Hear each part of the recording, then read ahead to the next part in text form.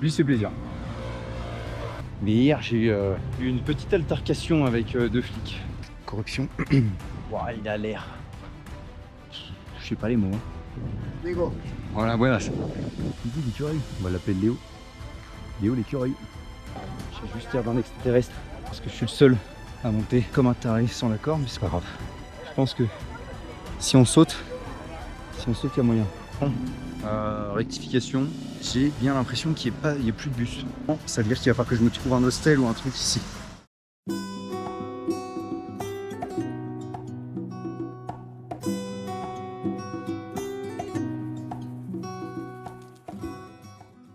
Et salut tout le monde. On se retrouve pour le 3e jour au Mexique. Là, on va faire les Teotihuacan, pyramide du soleil, etc. Et je suis arrivé avec un peu de retard. Le bus a crevé un pneu, on s'est arrêté et puis on a fait ça, génial. Et puis là, du coup, je suis arrivé à Teotihuacan. Beaucoup plus agréable pour le coup, je trouve. Rico est bien, hein, mais j'étais pas trop. J'aime bien quand c'est plus un peu reculé. Je crois que j'ai un bon 3/4 d'heure de marche quand même, parce que le bus, je l'ai raté finalement.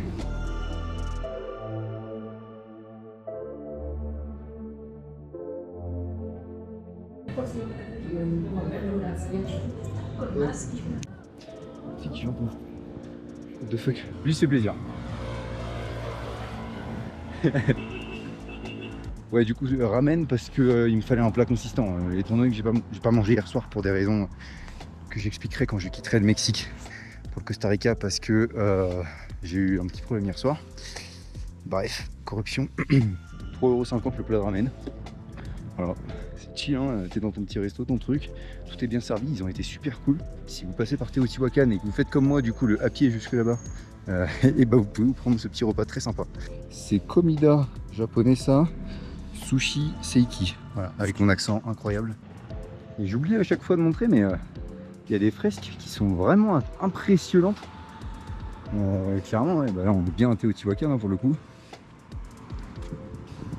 Il y a un panneau Barranquilla, c'est une ville en Colombie, nord de la Colombie. Je vais sûrement y faire un petit tour aussi. Moi j'avais pas vu la montagne là-bas. Le petit cactus. Et avant de rentrer justement là où j'ai pu manger le petit japonais très sympa, enfin j'ai pas mangé le japonais mais j'ai mangé la cuisine japonaise, ouais, du coup j'ai croisé un couple de français, ouais, et du coup se poser la question s'il fallait prendre un bus pour aller jusque là-bas, etc.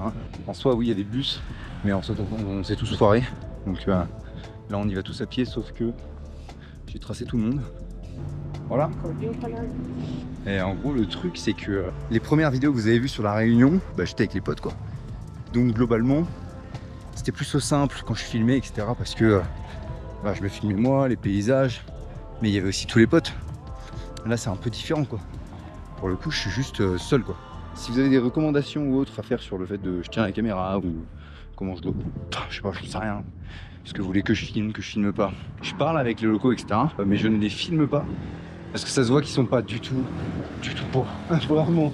Tu vois leur gueule, de toute façon dès que j'approche et que je suis avec ma caméra à la main, ça se voit à leur tête, il y a une tronche de zinzin. Et ce que je comprends, hein, tout le monde ne veut pas forcément. Après ce sera différent pour les autres pays. En tout cas je sais que pour Costa Rica, Panama, aucun souci. Mais là pour le coup et pour le Mexique, j'évite de faire trop le con. Déjà que ouais, j'ai parlé de ça vite très brièvement. Mais hier j'ai eu une petite altercation avec deux flics. Donc voilà. Bref, j'en parlerai quand je serai au Costa Rica. On arrive à la pyramide, mais là on la voit pas tout de suite. D'abord on va passer toute la zone touristique. Putain là il bouge le nombre de bus. Je suis arrivé à pied, gars. Ça fait 45 minutes que je marche. Heureusement ça va, je tiens un peu mieux la chaleur qu'il y a quelques années. Là je serais déjà sous forme liquide quelque part. Wow, il a l'air. Je sais pas les mots. Hein. J'ai pas les mots, ça a l'air fat de fou. À force d'avoir regardé des documentaires, des vidéos dessus, etc. Là ça fait bizarre. Ça me bute à quel point ils en ont fait vraiment du tourisme de masse quoi.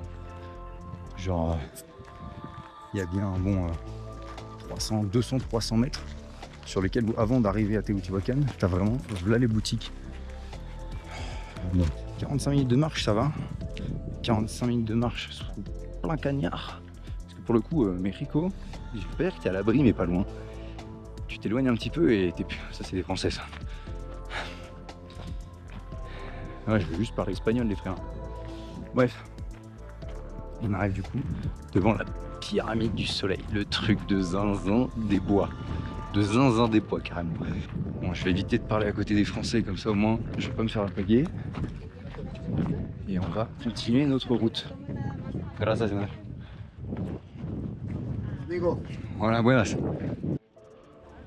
Donc voilà, finalement cette fameuse pyramide du soleil, je l'attendais tellement. Genre vraiment c'est fou. Il va y avoir sûrement beaucoup de questions sur c'est quoi, c'est les Aztèques, c'est quoi, c'est... Enfin bref. C'est assez spécial, attends, je vous montre quand même un peu. En gros il y a une différence à faire quand même entre les Olmecs, les Mayas, tout ce qui était Teotihuacan aussi. C'est tout ce qui est période pré-classique. La période pré-classique on est à moins 2500 à 200, période classique on est à 200-900. Et ensuite on a la période post-classique qui elle est de 900 jusqu'à finalement la fameuse conquête espagnole, pour ceux qui ont suivi les cours d'histoire.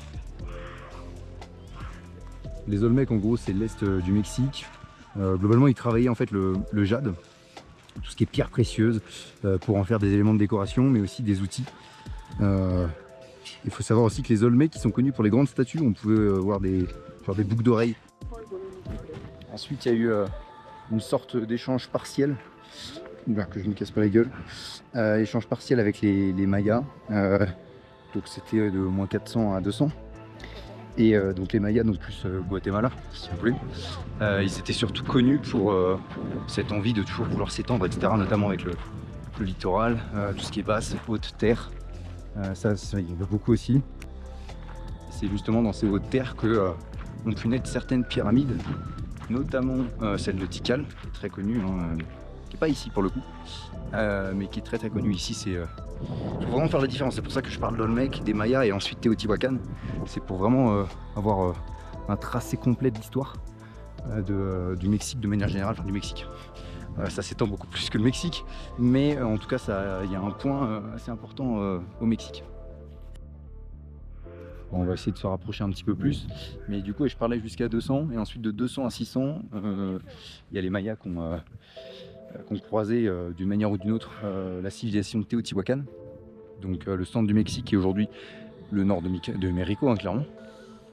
Et Teotihuacan c'était aussi une très grande civilisation déjà en moins 200, donc on compte plus de 100 000 personnes et ce dans plus de 2200-2300 enceintes. Et donc l'origine ethnique et la langue de cette civilisation, donc Teotihuacan, reste encore un mystère. Et c'est ce pourquoi je trouve ça fascinant, c'est qu'encore aujourd'hui, il y a toujours cette envie de vouloir comprendre et on ne sait toujours pas d'où viennent d'où vient cette civilisation Teotihuacan. Et donc Teotihuacan, comme vous pouvez le voir, c'est en gros c'est 4 km de long. Voilà toute cette route que vous voyez là et qui va jusque tout là-bas. Globalement, donc il y a évidemment la citadelle du serpent à plumes, la pyramide du soleil, la pyramide de la lune. On va aller voir un à un. Il y a des petits trucs chelous ici, mais c'est pas grave. Et donc il faut savoir que la pyramide de la lune est la deuxième plus grande pyramide du Mexique. Ça monte pas mal, évidemment on n'a pas le droit de monter tout en haut, hein, vous imaginez bien. Il y a une dame un jour qui l'a fait, je crois, elle a été huée. Bref, tout ça pour dire, les roches que vous voyez sur cette pyramide, c'est de la volcanique, précisément du Tezonte, donc pour construire les soubassements. Oh la vache, c'est chaud, hein. Pour construire les soubassements pyramidaux. Je vais essayer de vous montrer ça comme ça sans me péter les gueules. Donc ouais, les soubassements pyramidaux. Et en fait les Mayas ont repris la manière de construire la civilisation Teotihuacan. C'est là où on peut se rendre compte qu'il y a vraiment eu une énorme influence sur le territoire. C'est juste magnifique, hein, vraiment. Ça fait tellement longtemps que je voulais le voir. Dites-vous qu'il y a quelqu'un qui est monté, genre l'irrespect total du truc. C'est n'importe quoi. Je vais essayer de faire 2-3 photos, tout en continuant à vous raconter un petit peu des anecdotes, des trucs du coin. Parce que là on a juste la pyramide du soleil, mais évidemment il y en a plein d'autres. Et du coup en 378, les Mayas se rallient à la civilisation Teotihuacan. Clairement, disons qu'ils se sont fait plaisir parce que cette civilisation elle a clairement modifié l'organisation maya, notamment en termes de terre, de territoire pardon. Clairement c'était dans le but d'avoir un contrôle total, notamment un contrôle des basses terres pendant 2 générations. Donc c'est quand même très important.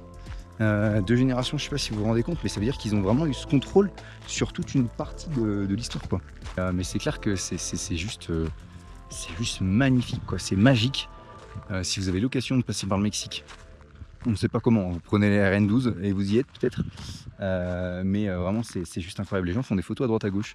Je vais essayer de pas être sur leur champ de vision quand même. Du coup ouais, je disais en gros c'est ils ont pris le contrôle sur 2 générations et du coup c'est pendant ces 2 générations là que Tikal est devenu un monument de convoitise pour la civilisation Teotihuacan. Même si effectivement ils ont tenté des choses etc, c'est les Mayas qui l'ont emporté. Oh, il y a un écureuil là, je sais pas si vous l'avez vu. Je mettrai un zoom parce que moi-même c'est chaud. Je vais essayer de me rapprocher de lui. Le mec est trop chelou. Mais du coup ouais, en gros c'est ça. Et du coup ouais, donc les Mayas qui l'emportent et à la suite de ça, les Mayas ont embelli leur pyramide.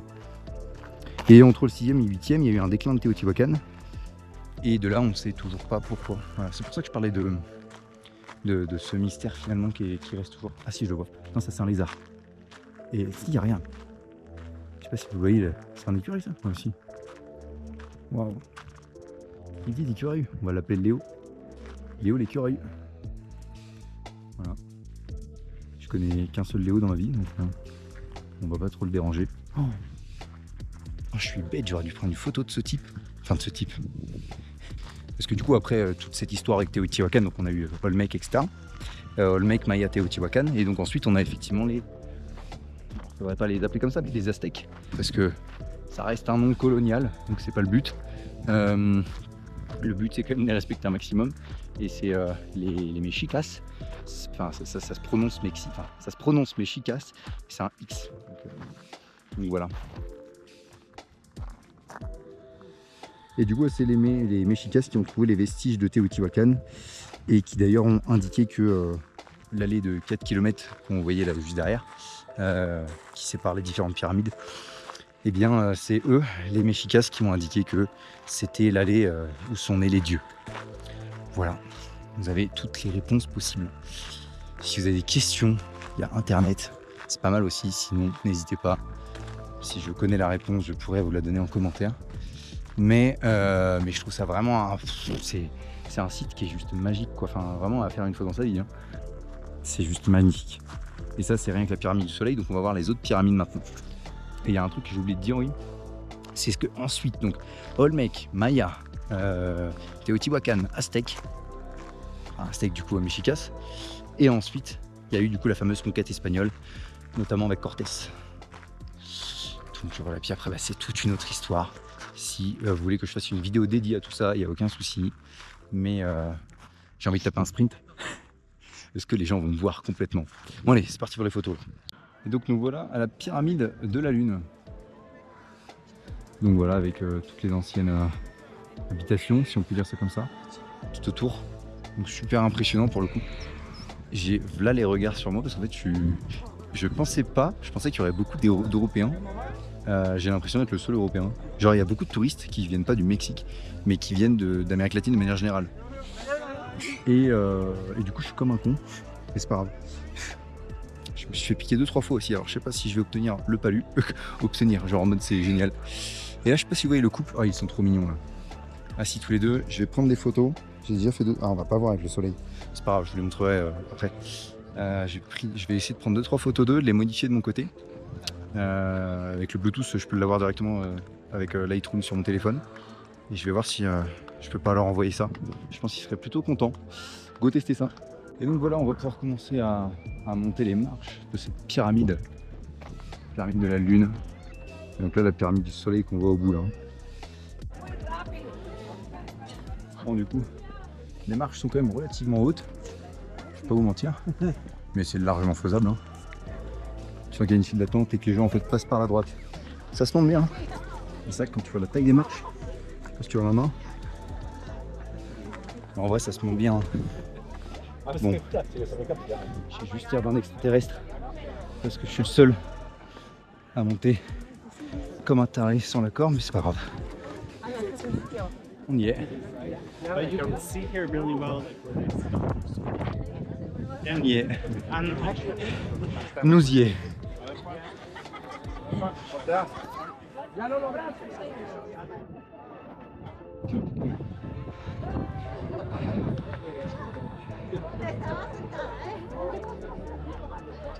Je pense que si on saute, il y a moyen. Je sais pas. Et quand tu regardes à gauche et à droite, il y a les lumières du soleil. T'as beau ne pas être photogénique, je pense que si ici tu fais une photo, ça passe bien, tu vois. En termes de hauteur, ouais, vache. En fait, c'est vraiment abrupt, quoi. C'est. Il y en a quand même qui tentent de le descendre comme ça. Lui, il est courageux, le truc. Je pense que je vais rester dormir là. Parce que flemme d'avoir mon hostel avec les draps en sang. Là, je pense que je vais bien dormir ici. Non, c'était pas un guépard qui vient de me buter, évidemment. Bref, en tout cas, c'est derrière nous. Enfin, c'est derrière nous. Allez, c'est une page qui se tourne. Donc, effectivement, Teotihuacan terminado. J'ai pu voir un peu de tout. J'espère que vous aussi, ça vous a plu. C'était magnifique. Hein. Et il y en a vraiment. En fait, le site est gigantesque, quoi, clairement. Et j'ai regardé, si je dis pas de bêtises, si je pars maintenant, j'en ai pour 2h15 à 2h15 pour revenir jusqu'à Mexico. Donc, on va pas falloir que je traîne parce qu'il est déjà 16h30. Ce qui veut dire que ouais, j'arriverai pour 6h, enfin 7h moins le quart. Qui dit 7h moins le quart dit me trouver un petit coin à bouffer et puis comme ça être rentré pour 19h30 maximum. Parce que ouais, sur les 2 soirs où je l'ai fait ici, Mérico, t'as beau être un... Mérico, tu t'es seul avec une caméra à la main, même si je fais gaffe, hein. Ça se sent que ouais, c'est pas très safe quoi. J'ai trop soif là. Ah, j'ai soif de fou là. Il me reste un tiers de la gourde. Ça devrait le faire. Ça devrait le faire. Sinon j'irai prendre dans un lac un truc à boire. On est en plein Teotihuacan, il n'y a pas ça du tout. Réfléchis un minimum, Paul. Sinon j'irai boire ma piscine. Qu'est-ce que je vous dis? Et donc l'allée les 4 km effectivement, comme je le répète, mais dont les Mayas ont décrété que c'était l'allée où sont nés les dieux. C'est un trail là ou quoi? Donc là on a la pyramide du soleil vue de côté avec un petit cactus. Est-ce que ça se fait de mettre ses doigts là?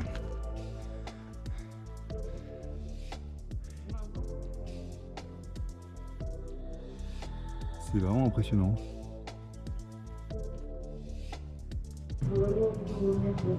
Et ça a l'air bien sympa, hein. J'ai limite pas envie de me barrer de cet endroit là. C'est très chill, très reculé. C'est super beau, moi j'aime bien. Maintenant il faut que je récupère le bus. J'ai regardé avant, je n'ai pas trouvé l'arrêt. Alors apparemment il y a un deuxième arrêt de bus un peu plus loin. Faudrait pas qu'on le loupe quoi. Parce que si je le loupe, je sais pas si je pourrais repartir de cette ville. Wow. Magnifique. Waouh. Ah ouais, j'ai pas envie de me barrer en fait. Pourquoi il n'y a pas beaucoup de monde? Je comprends pas, c'est... Pourtant c'est super cool.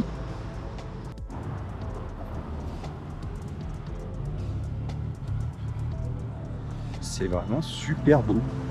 C'est super mimi. Ah ouais, non, vraiment. Une petite coccinelle des familles.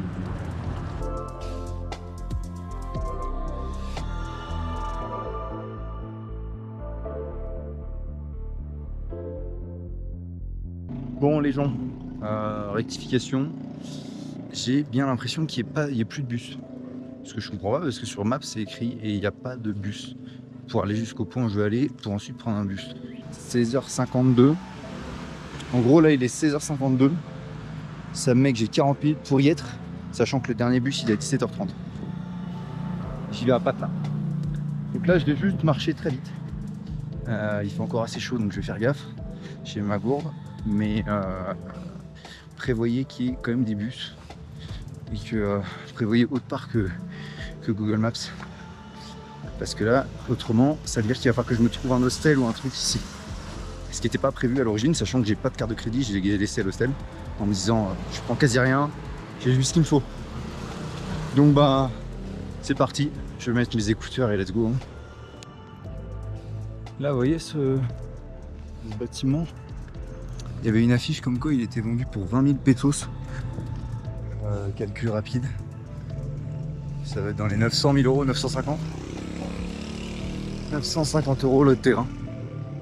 Qui propre hein. Et franchement, premier degré, premier degré, ça me ferait kiffer de vivre là. Hein.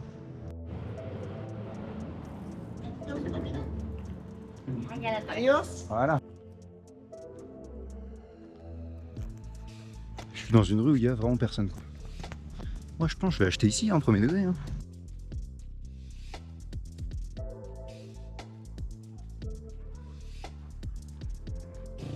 Ah ouais, pour l'instant c'est définitif. S'il y a une ville sur laquelle pour l'instant je kiffe vraiment, c'est Teotihuacan. T'as même une énorme route comme ça, un pavé comme ça, enfin un pavé. Une énorme route comme ça, trop stylée, des cactus sur les côtés. Tu vois, là on la voit pas, mais des pyramides sur le côté. Bon, les gens roulent vite, certes, mais à contrario de la France, ici il n'y a pas de voiture électrique. Donc, t'as beau avoir tes écouteurs, tu les entends très bien. Voilà, tu les entends même plutôt bien. Donc aucun souci pour, à ce niveau-là. Et en fait, je sais pas si on s'est rendu compte, tout le long qu'il y a là-bas, il y a là les restaurants, enfin les restos, fast-food, tout ce que vous voulez. Et en fait, à chaque entrée de restaurant, un peu écarté parce que du coup c'est un parking gigantesque, il y a des mecs qui se placent. Il y a des gens qui se placent, des salariés en fait, qui se placent devant, au bord de la route, et du coup qui indiquent aux voitures à tourner, vous pouvez manger ici quoi. Mais genre, c'est tous les restos, donc c'est-à-dire qu'il y avait une quinzaine de personnes qui étaient devant. J'ai pas tilté au départ. Oh, il y a des chevaux. J'ai pas tilté au départ, et c'est après je me suis dit, ah ouais, ok. Je sais pas si ça leur amène vraiment du monde de faire ça, mais bon. Donc là-bas, il y a des petits chevaux. Il y a des petits chevaux. Ah, j'hésite vraiment à me faire un petit truc ici. Bon, j'ai l'impression d'être un peu paumé là. Normalement, je suis sur le point. Du coup, c'est ça. Mais genre, c'est vraiment paumé quoi. Donc on verra bien. Il est censé être là à 48. Il est censé être là à 48 et moi là il est 17h32 donc j'ai mis une vitesse au truc. J'ai un quart d'heure d'avance, un bon quart d'heure. Mais je sais pas, je vais attendre jusqu'à 48 puis ensuite je vais voir quoi parce que là j'en ai aucune idée. Il y a des trucs qui s'arrêtent, des mini trucs là qui s'arrêtent mais ça m'a pas l'air d'être ce que je veux moi. Donc on verra bien.